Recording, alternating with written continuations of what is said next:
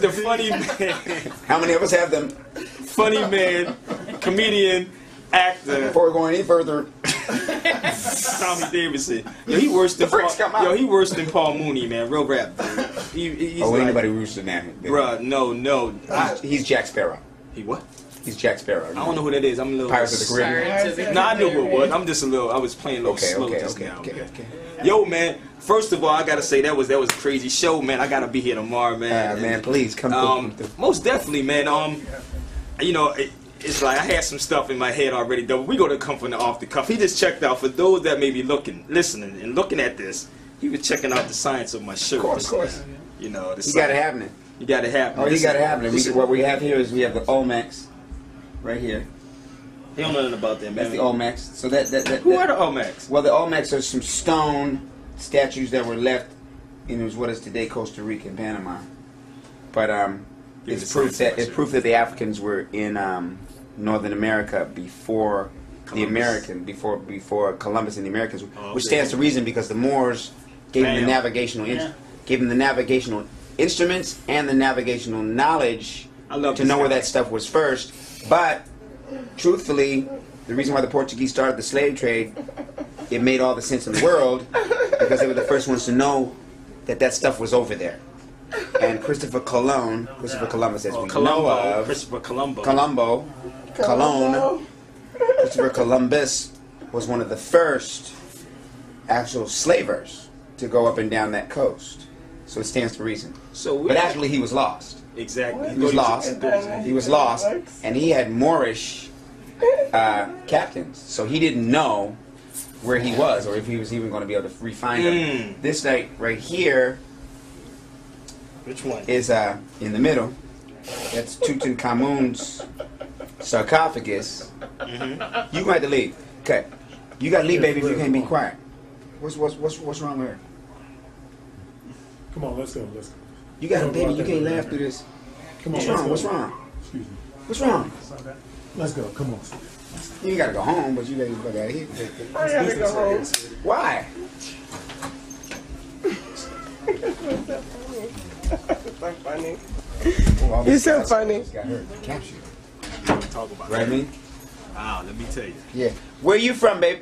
Brooklyn. No, your family. Ethnicity. Brooklyn, New York. Ethnicity. Yeah, Ethnicity. American. No, you're Italian, right? Yeah. All right. That's what about it. Okay. Yes, it's spiritual. Okay, now Yeah, because we're going to talk Italians about don't that understand because how you black know what? It's so that was a spiritual it is reaction. sad. It was sad that No, that was a spiritual reaction. No, this is I know that, and this is like when you were saying that she knew it. If I was, it's a movie with No, innately, she knew. Exactly. That's all. It wasn't. It has nothing to do with her. Wow. It's almost like when you come to a brother and you say, "Hey, man, do you know where the?" I'll give you an example. I got a cab this morning, and I had my bags at the curb, and the black guy from Ethiopia, opened the trunk. He said, "Come on," and I said, "If I have to move my own bags, I'm not tipping you." So when we got to the hotel, he looked at me and I said, "I told you I'm not tipping you," and he looked a little confused. The reason why he was confused was because he didn't understand why he didn't help me with the bags in the first place. And that's what Frantz Fanon, who's one of the foremost psychiatrists, psychologists of our time, who was actually blocked out of the picture, who Malcolm X studied from, Mandela studied from, and Fidel Castro studied from, who died in the late 50s in a hotel room with the CIA in front of it. But he's foremost psychologist, psychiatrist, and he published a book called, well, he has a book that was published of all of his work and his essays on the racism that's in European psychologists, Jung and Freud and their theories. Not only that, but he set all the modern reforms that are in mental hospitals these days. Wow. So they were set up like prisons. He's the one, it was his idea that you can open them up and let people walk around. He also overthrew the Algerian government while running the top paper in Algeria and treating the revolutionary soldiers in the hospital at the same time. Served in the war and is from Martinique. You on point, man. I thought yeah. Don't get it twisted, man. So, you think my point is that what Frantz Fanon's theory, psychological theory is that we're in a post-colonial psychology. And what he calls that is an auto-destructional stage, which is the oppressor will oppress for so long that the oppressed no longer have to be physically oppressed. They do it to themselves automatically. Exactly. So he was having a psychological response to me, not understanding that it was elicited by what Fagnon described. You see what I'm saying? But what it did was it hurt his income. So see, what we do is we hurt ourselves in that way. That's all. And so the same reaction came from her. It's not conscious. It's not conscious. What has happened to us is a lot deeper than conscious, because if it wasn't, we can just figure it out. So why do you think? I mean, why do you think they hide this from us? I mean, let's think about what you just broke down about the Olmec kids. Now, I'm gonna throw something at you. Okay. Do you know about Mount Rushmore? No. Mount Rushmore, listen to the name. The rushing of the Moors. Right. Mount Rushmore, and you just talked about the Olmec heads. Right. Centuries later, what happens, they're going to say these guys were here before.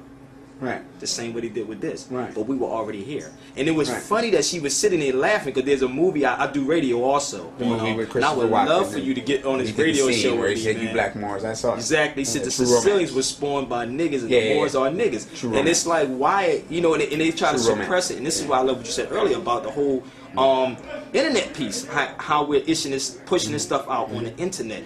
Also, I don't know, you heard Nas' new album? No, I haven't. You got to get it. Okay. He said the problem is he started thinking like the colonists. Noble Drew Ali started dropping their consciousness. Okay. So what happens? You on point with the whole Moorish Right. piece, and it's like maybe I could throw that out there. We need to do a movie on the Moors. Yeah. On the Well, Moors. that's ironic that you point that out, but that's the epic feature that I want to do. I'm with you. The Man. epic, and work with when I you. say epic feature, I mean the epic feature, like you got Gladiator and you got Troy in those movies. Not 300, that was a cartoon. Yeah. But I'm gonna hurt this guy. yeah. Huh? He's funny. I'm talking about, historical. I know. Like Alexander. And, Yeah. And that's one of my first goals, is to do the Moors. Anything as you need on as, that, let me as know. an epic. As an epic. Okay. So that's one of the projects. But back to this. And also, Mount Rushmore is actually a knockoff of Ramses' tomb. Exactly. And it's a knockoff of the tomb that was actually moved, because they were going to flood the Nile, so they moved it. It's actually a knockoff in stone, because Africans were the only ones that worked in stone. Exactly. Africans taught the world how to work in stone. So it's just really a knockoff, just like the Washington Monument is a knockoff of Queen Hatshepsut's obelisk. And the obelisk... That's history, people. The obelisks from Queen Hatshepsut's actual temple, there are about 4 of them in existence. There's one that was man-made by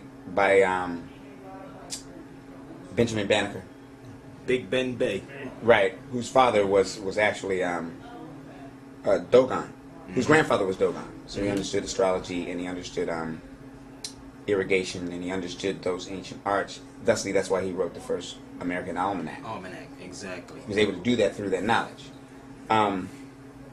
But the obelisks were placed there by the Masons, who are outgrowth of the Kemetic mystery system. Exactly. So we talking to a scientist, yeah. people. So there's interestingly, the obelisks. There's one in Washington D.C. Yeah. Which is a knockoff.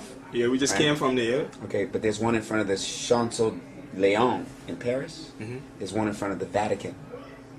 There's one in front of Scotland Yard. And there's one in Washington D.C. So and there's one in Central Park that no one knows is there. That was dedicated by the Moors. I mean, that was dedicated by the Masons. So here we got, millions of Africans from all around the world in New York City, and they don't know that the actual real obelisk that was at Queen Hatshepsut's temple is sitting unguarded, unprotected in Central Park at this moment as we